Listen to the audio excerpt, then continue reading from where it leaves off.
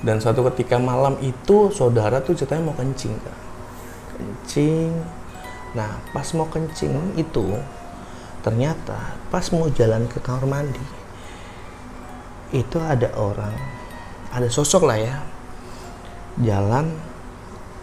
Jadi nggak tabrakan sih, papasan. Dan ini masuk ke kamarnya Simba. Dan saudara cuman tatap gini. Dan sosok itu cuman senyum. Sampai endingnya Simba lumpuh lah. Nah, Simba lumpuh ini kejadian hal-hal di luar nalar tuh makin hebat, Kak. Makin nggak dimasuki akal. Oke. Simba ini posisinya lumpuh yang nggak bisa ngapa-ngapain. Cuma di malam-malam Jumat tertentu itu Simba bisa yang duduk. Kakinya ke samping gini. Yes. Terus sambil mainin rambut. Ya. Gitu.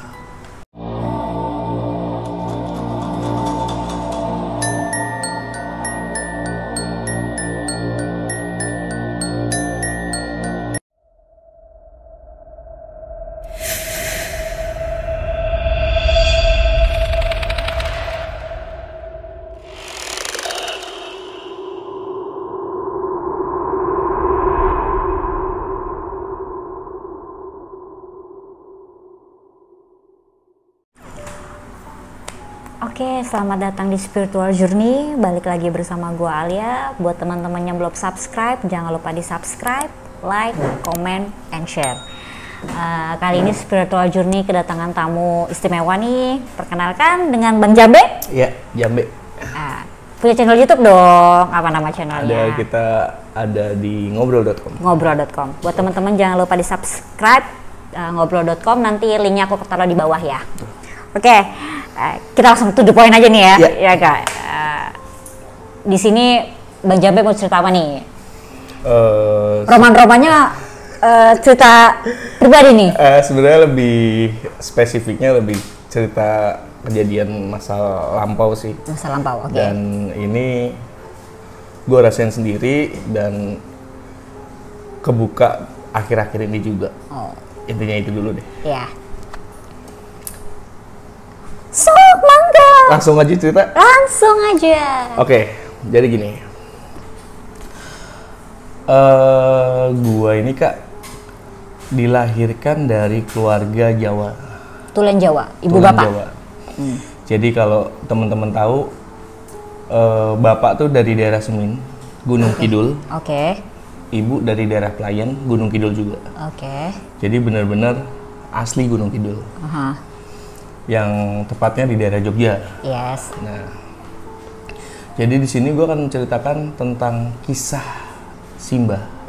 Ya. Simba Wedok yang susah meninggal karena ada ikatan pengasihan yang dia miliki waktu dia hidup.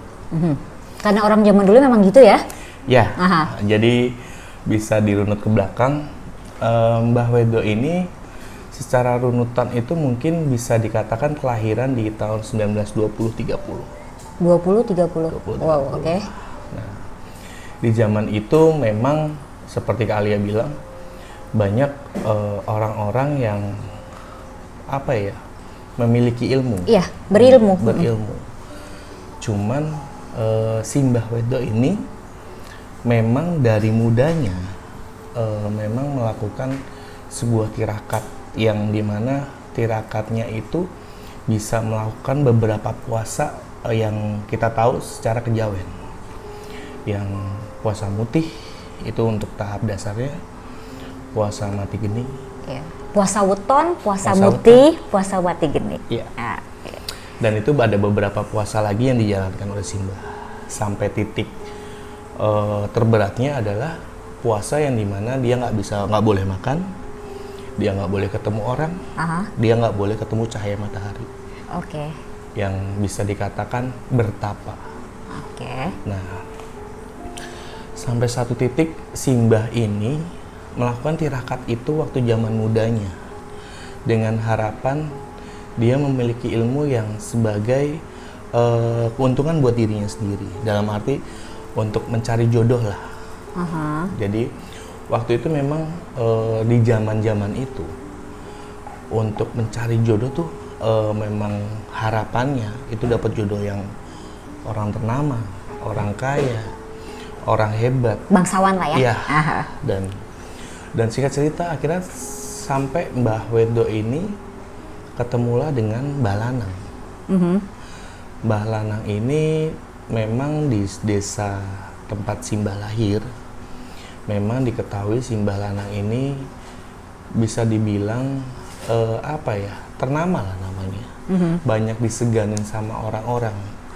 Sampai endingnya tuh waktu gua di kampung, Kak, itu kan sering nyari belalang ya. Namanya di gunung gitu kan belalang itu dimakan. Itu kita nyari belalang itu ke ladang-ladang jagung tetangga-tetangga yang kita kadang nggak kenal. Dan mereka baru nanam jagung yang dimana itu mau dipanen tapi udah kita injek-injek karena kita ngejar belalang. Sampai kadang orang-orang yang nyari jagung itu pasti dimarahin. Kok jagung yang baru gua tanam kok sampai diinjek-injek gini sih? Dan ternyata waktu itu gue sempat dimarahin sama orang lah waktu itu. Kue anak sopo le? Aku anak Siam tuh nama ibu. Anak Siam Pak D. Siam putune sopo kue? Kula putune Mbak Warto. Oh, putune Mbak Warto, nggih, mboten napa-napa, langsung gitu. Oh, langsung dipersilakan ya? Ya? Udah nggak apa-apa. Jalan aja nggak apa-apa. Tadinya tuh udah bawa arit yang udah ngangkat-ngangkat gini.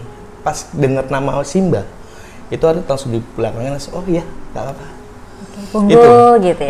Itu ibarat kata segennya orang sama nama Simbah seperti itu. Karena memang Simbah waktu mudanya mungkin bisa dibilang ternama yang gue bilang tadi, Kak, disegani banyak orang. Punya karisma sendiri? Punya karisma tersendiri dan memang banyak dia waktu itu ya zaman penjajahan dia banyak nolong-nolong orang lah. Jadi banyak orang tahu, banyak ditolong sama Simbah gitu. Nah, lanjut ke cerita Mbah Wedo tadi. Akhirnya mereka menikah lah. Sampai mereka dikaruniai 11 anak, cuman yang hidup 9 orang aja. 9 orang, dan memang si Mbah Wedo ini hidupnya ini selama dia waktu gua masih ada pun itu banyak kejanggalan-kejanggalan yang gue alamin, Kak. Jadi yang berkaitan dengan apa yang mau gue ceritakan nanti ini. Oke. Gitu. Jadi Simbah ini memang waktu mudanya itu banyak banget laki-laki mengejar Simbah. Oke. Jadi Simbah Wedo ini jadi rebutan para lelaki di zaman itu. Bunga desa ya? Betul. Bisa dikatakan Simbah Wedo ini banyak dikejar-kejar oleh lelaki pada zaman itu. Sampai endingnya Simbah punya anak, itu masih banyak banget yang ngejar-ngejar Simbah. Sampai ada satu titik, Simbah Wedo itu dikejar sama satu cowok. Itu Simbah Lanang udah bilang, kamu jangan dekat-dekat istri saya, itu udah jadi istri saya. Cuman masih dideketin terus, karena memang laki-laki ini suka banget nih sama Mbah Wedo. Mbah Wedo. Nah, Mbah Wedo ini akhirnya bilanglah ke suaminya, dia ganggu aku terus mas, gitu. Sampai endingnya Mbah Lanang ini bawa itu cowok ke pinggir kali, dan itu mulutnya dimasukin dengan pasir-pasir kali kan. Itu saking keselnya Simbah dengan kelakuan yang udah dibilang, ini istri gua, kenapa lu masih mengganggu? Nah, cerita tentang kejadian Simbah yang disukain banyak orang ini memang udah jadi rahasia umum di desa lah. Kalau misalnya Simbah tuh banyak banget yang suka. Dan alhamdulillahnya ketemu dengan Mbah Lanang yang memang Mbah Wedo tuh emang suka pure dengan Mbah Lanang waktu itu. Dan Mbah Lanang waktu itu juga nggak terlalu memandang Mbah Wedo itu siapa, dan akhirnya menikah itu. Nah, sampai di situ akhirnya hiduplah dengan anak-anaknya di desa. Ya. Nah, waktu itu sempat dapat info dari mama. Mama di usia SD lah, itu dia bilang masih kelas 2, kelas 3. Mama tuh diajak ke hutan dengan berbekal ubi, tikar. Itu di hutan itu bisa 2-3 hari, Kak. Oke. Jadi Simbah itu ngajak mama karena mama itu anak bontot. Oh. Mama anak bontot dan kebanyakan anak pertamanya, kedua itu udah keluar kota yang udah merantau. Dan mama memang terakhir nih bontot yang masih di rumah dan mama posisinya masih kecil. Diajaklah mama waktu itu ke hutan. Ya mama waktu itu bilang ya cuman tidur aja, nggak ngapa-ngapain. Cuman memang ada satu hal yang dilakukan Simbah dan mama nggak tahu itu apa. Karena masih kecil juga ya? Karena masih kecil, mama terakhir bilang itu cuman gitu aja. Dan akhirnya selang 2-3 hari pun akhirnya pulanglah Simbah ke rumah. Dan itu Mbak Lanang tahu kalau misalkan di malam-malam tertentu Mbah Wedok ini akan pergi dari rumah Ke hutan? untuk ke hutan.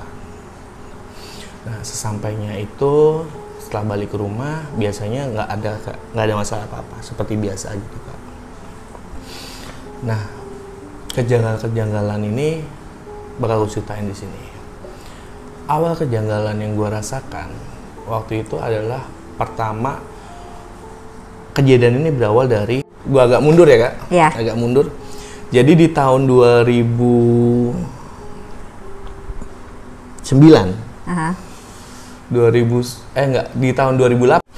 Jadi di tahun 2008 sebelum yang tadi gue ceritain, di tahun 2008 ini ada kejadian yang benar-benar di luar nalar. Jadi waktu itu 2008 tuh umur lo berapa? kelas 2 SMA. Oke. Jadi Mbah Lanang itu meninggal di tahun 2008. Setelah hidup bersama di tahun 2008 Mbah Lanang meninggal. Cuman Mbah Lanang itu katanya saudara-saudara yang nemenin Simbah sebelum meninggal itu di rumah itu mati lampu gitu. Dan Gelap ya? Gelap dan cuman mati lampu di rumah aja. Nggak sampai ke tetangga-tetangga dan rumah itu aja. Jadi ibaratnya kayak turun ya? Betul. Nah, jadi ceritanya gini, waktu itu maghrib itu Simbah nonton TV lah, setelah azan nonton TV, cuman ternyata Simbah pamit ke belakang mau tiduran di balai belakang. Nah, sesampainya di balai belakang, orang-orang biasalah habis sholat maghrib pada sholat kan. Cuman ketika ditinggal sholat maghrib itu mati lampu, dan ketika habis mati lampu Simbah nggak ada. Jadi secepat itu Simbah Lanang meninggal. Nah, dirunut-runut ke belakang katanya cara Simbah meninggal itu sama seperti beberapa saudaranya juga. Oke. Jadi beberapa saudaranya ketika meninggal akan mati lampu seperti itu, dan katanya memang seperti melepas sesuatu gitu loh. Nah, sampai di situ Mbah Lanang udah nggak ada tuh, dan hiduplah Mbah Wedok sendiri dengan beberapa anaknya. Nah, beberapa anaknya ini memang cuma ada satu bude, anak kedua yang nungguin Simbah di kampung. Jadi termasuk mama, termasuk anak-anak yang lain tuh merantau semua. Cuma tinggal anak kedua ini Anak aja kedua di kampung bude, ya? Dan satu anaknya dan suaminya. Jadi di kampung itu memang dibuatlah satu rumah yang dibikin sama bapak untuk ditinggali sama Simbah Lanang dan Mbah Wedok. Dan itu ditinggal sama mereka itu selama hidup sampai dia meninggal. Nah, setelah kejadian Simbah meninggal itu kita makin sering pulang kampung tuh. Ya karena Simbah Wedok sendiri. Tadinya kan kita pulang kampung paling ya per 6 bulan liburan, SMA, Lebaran. SMP, betul. Dan setelah itu kita lebih sering intens pulang karena kondisi Simbah yang sendiri. Khawatir lah. Nah, di tahun 2016 sampai satu titik Simbah ngalami kejadian kecelakaan. Nah, Simbah ini kecelakaan memang nggak pernah dibawa ke rumah sakit gitu loh. Simbah ini memang dari mudanya sampai dia tua tuh nggak pernah kecium bau-bau pil obat rumah sakit, yang dia cuma dikerokin udah. Simbah tuh kayak gitu. Dan ternyata yang nabrak Simbah itu masih keluarga sendiri. Jadi keluarga jauh lah. Jadi masih ada hubungan mbah dan mbah. Oh, ternyata mbah kamu tuh mbah saudara saya juga gitu. Nah, sampai di situ akhirnya kita nggak jadi yang tadinya mau marah. Kita keluarga tuh jadi nggak enak karena memang masih saudara, dan endingnya kita malah jadi apa kabarnya si mbah yang ini? Jadi memperpanjang silaturahmi. Betul. Jadi malah kayak gitu. Dan endingnya ternyata kondisi kecelakaan Simbah ini membuat Simbah kondisinya makin menurun. Oke, bukan hanya kecelakaan sih, karena memang ada faktor umur juga. Betul, ya. udah faktor umur, jadi kondisi Simbah dari 2016 itu makin menurun tuh. Sampai endingnya di satu titik Simbah ini di tahun 2017, tahun 2017. Selang 1 tahun berarti ya? Ya, selang 1 tahun 2017, pertengahan tahun, Simbah ini udah stop makan. Oke. Udah stop makan, udah nggak mau makan. Cuman kadang kalau dipaksa dikit disuapin masih mau. Nah, udah nggak nerima ya? Udah nggak mau, katanya dia males ah. Ya udah nggak nerima badannya. Ya. Nah, akhirnya Bude yang nyuapin kadang, yang kondisinya makin menurun juga. Jadi Simbah ini udah dirawat, udah apa-apain di tempat tidur. Mau buang air, mau apapun itu di tempat balai tempat tidurnya, disuapin semua di tempat tidurnya. Nah, itu ternyata sebelum kejadian itu, ternyata ada beberapa kejadian ganjil yang diceritakan oleh saudara ke gua, Kak. Ya. Jadi ada yang diceritakan sama saudara gua, kalau misalkan sebelum Simbah benar-benar berhenti makan, itu ada kejadian-kejadian aneh yang dialami oleh Simbah. Jadi Simbah sebelum nggak mau makan, itu Simbah posisinya jadi kayak orang ketakutan. Oke. Itu kadang dia saking ketakutannya, itu tempat tidurnya dia tidur di bawahnya. Di kolong? Di kolong. Terus kita sampai pernah nemuin, kita nyari-nyari Kak, keluar. Takutnya Simbah tuh kemana, udah malam, dengan kondisi yang udah tua ya kan. Ternyata dia lagi ketakutan di kolong itu.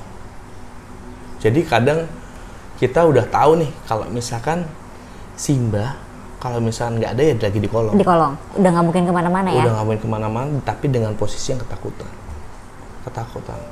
Dan ditanya, eneng opo mbah? Ada apa mbah? Aku betile yang ngejar-ngejar aku. Yes. Eneng sing ngejar-ngejar aku koyo arek dipateni, dia bilang gitu. Kayak ada yang mau bunuh, dia bilang gitu. Orang yang apa-apa mbok, kalau katanya mama, orang yang apa-apa mbok, iki pokoknya kowe aman, iki eneng anakmu, eneng putumu, eneng mantumu.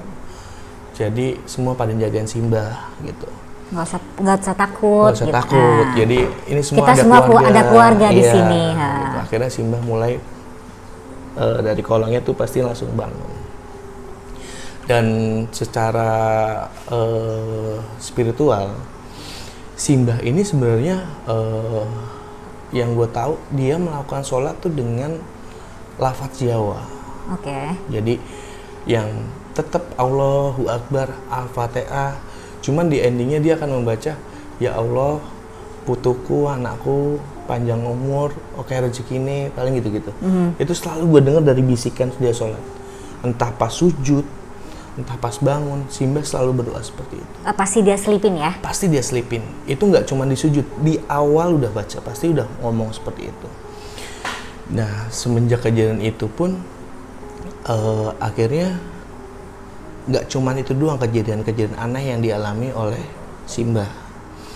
Jadi ketika sebelum Simbah lumpuh, saudara yang nemenin Simbah, kan Simbah itu di balai gitu ya. Dan ketika kita mau masuk rumah tuh kita teras, ruang tamu, terus ke belakang dapur, kamar mandi. Dan kalau di Jawa tuh kamar mandinya gede-gede. Iya.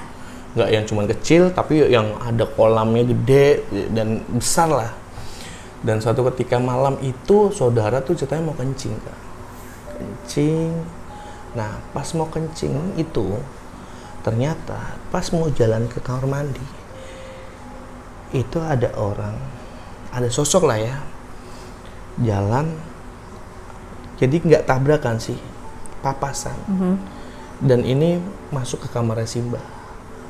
Dan saudara cuman tatap gini. Dan sosok itu cuman senyum. Jadi sosok itu, sedikit gue jelasin, sosok perempuan pakai baya hijau, selendang hijau, dan ada kayak itu, dan rambutnya panjang gitu. Tapi kadang katanya dia lihat beberapa kali, kadang ditaruh sini, nggak cuman di belakang. Dan apa ya, nggak cuman dia ternyata Kak, gua pun pernah lihat. Oh, lo pernah ketemu? Gue pernah ketemu sekali seumur-umurnya hidup. Oke. Dan dia bener. Lo ketemunya setelah Mbah sudah nggak ada? Apa pas Mbah masih sakit? Pas Simba sebelum sakit dong, sebelum lumpuh. Sebelum Ini kan lumpuh. kejadian-kejadian yang dialami Simba sebelum lumpuh. Oke. Sama kejadian sama yang dialami sama saudara. Jadi pas mau kencing, tapi nggak sempet papasan, cuman niat dari belakang mau masuk kamar Simba. Oh, oke. Jadinya lo di sana dia udah mau masuk gitu Iya, ya? cuman ketika sebelum masuk kamar, dia noleh gini. Oke. Noleh seperti itu, gue nggak berani ngapa-ngapain, gue nggak berani kencing, gue balik lagi. Gue ke depan lagi, gue pura-pura tidur dengan mikir, perasaan kita nggak pernah punya keluarga perempuan seperti itu deh. Gue bilang seperti itu karena memang dengan kondisi yang seperti malam-malam dan dengan pakaian seperti itu, gue anggap itu siapa? Iya. Ini bukan salah satu anggota keluarga gue ya? Itu yang gue pikirin kan. Nah, sesampainya di situ ternyata beberapa kejadian sering berlanjut sampai endingnya Simba lumpuh lah. Nah, Simba lumpuh ini, kejadian hal-hal di luar nalar tuh makin hebat kan, makin nggak dimasuk di akal. Oke. Simba ini posisinya lumpuh yang nggak bisa ngapa-ngapain. Cuma di malam-malam Jumat tertentu itu Simba bisa yang duduk. Kakinya ke samping gini. Yes. Terus sambil mainin rambut. Ya. Gitu. Itulah perempuan yang kamu lihat. Ya. Nyi. Oke, terus? Ya. Nah, sampai satu titik gue mau kamar mandi. Ini awal banget kejadian gue tahu Simba seperti itu. Gue mau kamar mandi itu masih sore Kak, masih sekitar jam 7 jam 8 lah, habis isya. Cuman kan habis isyanya di kamu beda ya. Suasananya udah hening ya. Hening itu dari habis maghrib pun hening.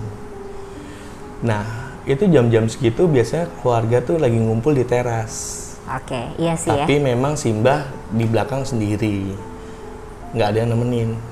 Jadi cuma di belakang sendiri. Karena gue nggak pernah tahu Simba akan seperti itu, ya biasa aja lah. Sampai satu titik gue mau kamar mandi. Gue jalan dari ruang tamu ke belakang. Kamar mandi kan tadi di sebelah kanan ya. Iya. Nah, semenjak Simba lumpuh itu, Simba tuh udah nggak di kamar lagi, tapi ditaruh di balainya di tengah-tengah antara kamar mandi dan kamar Simba. Jadi ada space di situ. Nah, yang gua kaget itu balai itu kan dari bambu ya. Ya. Dari bambu yang di ujung-ujungnya ditata gitu. Cuman bambu-bambu itu kayak langsung dipinggirin. Itu tengahnya bolong. Oke. Tengahnya bolong. Simba deprok di tengah-tengahnya dengan posisi ke kanan gini. Ya. Terus dengan rambut kayak gini. Kalau Kak Alia tahu sisirku tuh yang warna kuning, Ya. itu pakai kayak gitu. Dan dia ngeliat gue gini. Reneo. Dia ngomong gitu. Gue yakin ini siapa gitu loh. Ini gue cucu lu mbah, dalam hati gue gitu. Ini gue cucu lu ngapa manggil gue Le gitu. Nggak, biasanya dia manggil Le. Sontak gue langsung manggil bapak, mama, bude di depannya lagi ngobrol-ngobrol. Pak, mak, bapak, mak, ke belakang buruan. Iya, lu udah keburu, ya bingung, takut ya. Nah. Jadi posisi Simba tuh yang udah kayak gini sambil menengis gini. Ketika bapak datang, bapak langsung diginin. Rene yo mas, Rene. Sini gitu ya? Ya, sini, sini dan sini. Cuman ketika mama datang sama Bude, tatapannya langsung berubah. Oke. Ngopo kowe ngopo, langsung gitu. Itu dia kayak nggak suka gitu kedatangan mama sama Bude. Dan biasanya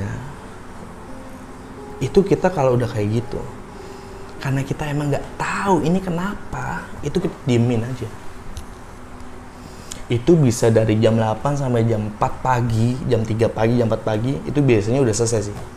Oke. Dan itu biasanya dia akan nyanyi, akan manggil, Rene mas, dolan kene, padahal nggak ada siapa-siapa. Wah, cuma melayu-melayu, jangan lari-lari.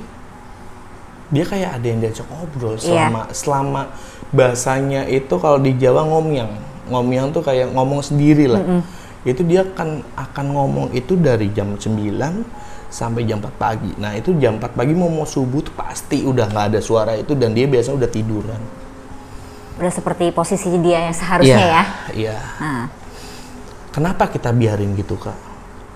Pernah suatu kali pas lagi kayak gitu, bapak tuh mau ngangkat Simba, maksudnya biar dibenerin ke kasurnya lagi gitu loh, kita tata lagi, kita pengen tidurin lagi, itu nggak bisa, Kak. Kaku. Itu kayak dia kayak nancep di tanah tuh, nancep.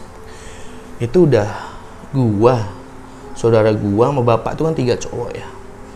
Pak D gua nggak ikut karena Pak D memang lebih udah nggak kuat lah. Jadi cuman bapak, saudara sama gua ngangkat tuh nggak kuat, Kak. Berat, kayak dia kayak tangan tuh ngengkem tanah gitu loh. Padahal dia nggak ada yang dia ngengkem, nggak ada yang dia tahan. Sampai satu titik akhirnya kita biarin aja. Cuman ketika udah subuh, itu gua sendiri pun bisa, Kak. Iyalah. Udah pagi tuh biasanya kalau pagi kegiatan kita kalau udah Simba kayak gitu, kita tata lagi bambunya, kita gelar lagi kasurnya, kita tidurin. Tapi dalam 1 bulan pasti dia seperti itu? Nggak tentu, Kak. Di bulan-bulan tertentu? Kita nggak bisa mastiin itu 1 bulan atau berapa minggu ya. Cuma setelah kita tahu di belakang, itu kita tahu itu malam Jumat Kliwon, Kak. Oh, berarti dalam 1 bulan itu pasti ada 1 kali? Iya, bisa jadi. Ya. Dan ketika Simba lagi kayak gitu tuh, itu biasanya selain ngomyang-ngomyang itu, dia akan ngeluarin tertawanya dia dan senyuman khasnya dia. Dan gue pun sampai sekarang kalau ingat dengan senyuman itu kebayang banget, kan. Karena gue tahu banget senyumannya itu bukan senyuman Simba. Yes. Beda banget.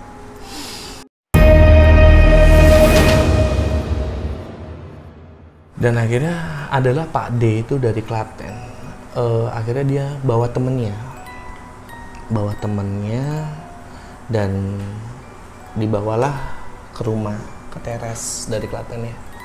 Dari Klaten dibawa ke teras, diajak ngobrol lah semuanya, dan setelah diajak ngobrol dia pingin masuk nih, Kak, ke dalam rumah. Oke. Cuman pas mau masuk ke pintu rumah, dia langsung kayak kepental. Ngasihannya itu udah mendarah daging di tubuhnya dia. Dan kalaupun meninggal, Simba nggak akan diterima di bumi. Ngomongnya gitu.